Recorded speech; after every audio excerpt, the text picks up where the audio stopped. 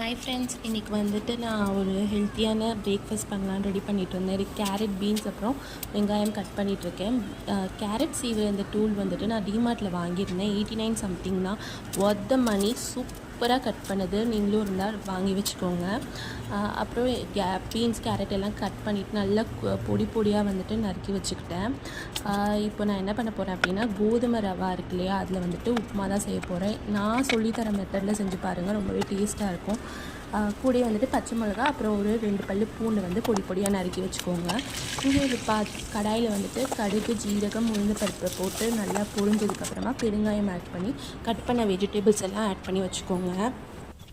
கூடிய வந்து 1 cup sambar ரவைக்கு 3 cup அளவுக்கு தண்ணி போட்டு நல்லா கொதிக்க விட்டு அதில் உப்பு, மஞ்சத்தூள் போட்டு அந்த தண்ணி நல்லா கொதித்ததுக்கப்புறமா சாம்பார் ரவையை போட்டு நல்லா மிக்ஸ் பண்ணி அது கொதித்து நல்லா தண்ணியெல்லாம் உறிஞ்சதுக்கப்புறமா நம்ம வந்து ஒரு ஸ்பூன் நெய், அப்புறமா முந்திரி பருப்பு ஆட் பண்ணி மிக்ஸ் பண்ணால் சூப்பரான கோதுமை ரவா உப்புமா ரெடி.